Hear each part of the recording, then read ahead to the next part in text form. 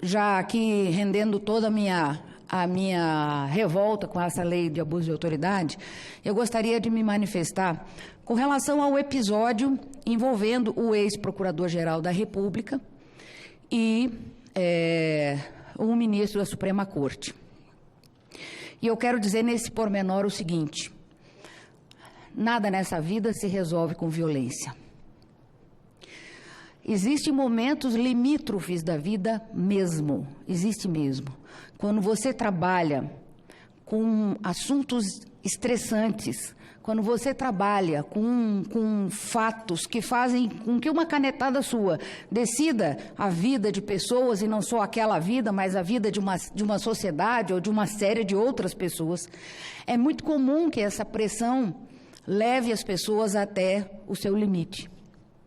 Mas nós não podemos deixar aqui de criticar essa atitude do ex-PGR, Rodrigo Janot, porque não por estar portando arma, né? O porte de arma é inerente à função. O procurador-geral tem direito de entrar, sim, armado no tribunal, como eu, como magistrada, tinha o direito de entrar armada nos tribunais, sem problema nenhum. Inclusive, o ministro Gilmar Mendes também tem. Não por isso. Mas, por ter chegado a esse ponto, né? Por ter chegado a esse ponto.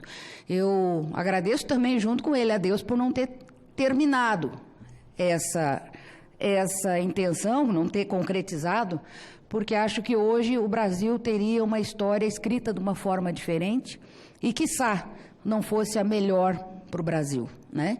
Então, eu deixo aqui registrado o meu descontentamento com esse tipo de atitude. Não apoio atitudes violentas, sou a favor do porte de arma e acho até que, nesse caso, o porte de arma não interferiu em nada, porque, afinal de contas, nada aconteceu. Sou a favor do porte de arma, sim, mas não a favor de se resolver as coisas dessa forma.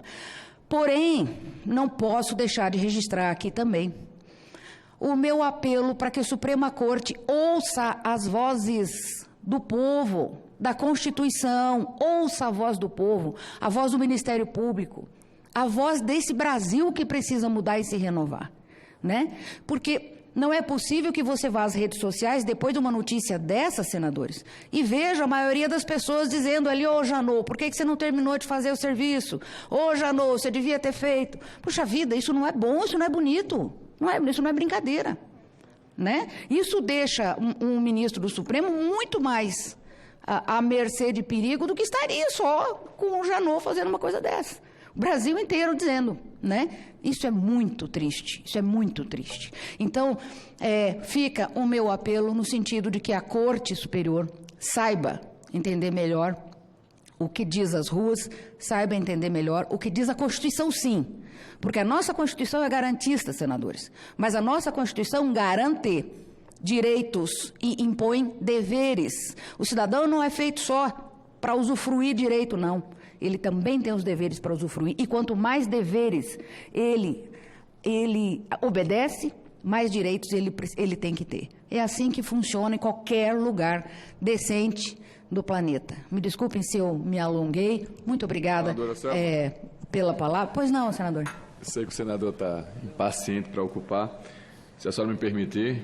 Pois não. Já que a senhora falou além do que eu falei antes da senhora, sobre essa retroatividade nos julgamentos do STF, saiu aqui na imprensa, no dia 30/9 de 2019, aqui, estou lendo o texto bem rápido. Mais uma vez, um traficante teve de ser solto por causa da lei de abuso de autoridade. A decisão foi proferida ontem pela 4ª Vara de Entorpecentes daqui, do Distrito Federal.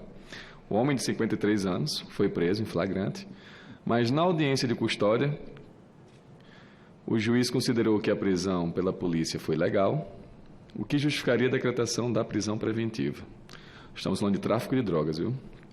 Com a prisão feita toda dentro dos critérios pelos policiais. Mas como a nova lei torna crime manter alguém na cadeia, quando a soltura for manifestamente cabível, o juiz resolveu conceder a liberdade para não ser punido. O interessante é que, mais uma vez, no início do texto, o repórter colocou, mais uma vez um traficante é solto, depois da lei de abuso de autoridade. Então, essa lei não foi só em benefício para quem a fez, né? Para quem pensou nela mesmo. Então, esse abuso de autoridade está se voltando contra a própria sociedade. A prisão foi feita dentro da legalidade, pelos policiais, tudo certo, tudo cabível, e o juiz não pôde fazer nada, com medo de ser punido, uma vez que, manifestamente cabível essa medida de soltura, ele não tinha como manter preso. Então, quando a gente fala de abuso, o abuso está sendo contra a sociedade. E agora o traficante volta para a rua com a sensação de impunidade, de que agora vai vender mais drogas porque ele não vai ser preso. Então, isso que a senhora está falando, é isso que tudo que está acontecendo, essa retroatividade que o STF está fazendo, vai levar também na mesma forma, de forma paralela e proporcional, dentro desse favorecimento que teve para o traficante, para políticos corruptos, para qualquer outro, quem participou de Caixa 3, Caixa 4, empresas, tudo isso. Então, é isso que não pode ter. Mais uma notícia aí. O interessante é que o repórter começa. Mais um traficante solto, dentro do abuso de autoridade. Era essa a parte. Obrigada, senador Stevenson.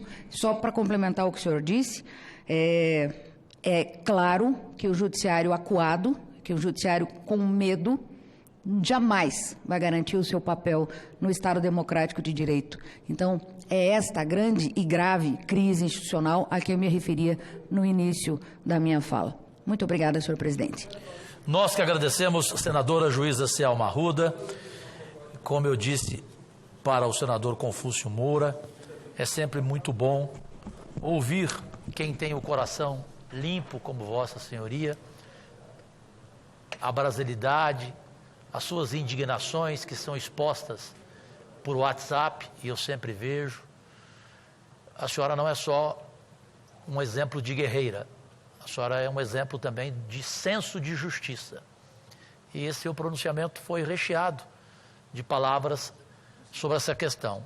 É claro que tem toda a razão quando a senadora Selma traz aqui uma crítica ao momento infeliz do ex-procurador Janot, né, de ter disparado aquelas palavras. É aquela frase que eu brinco sempre, o senador Confúcio já ouviu, antes de acionar a boca, o senador Álvaro todos os dias ri, antes de acionar a boca, ligue o cérebro.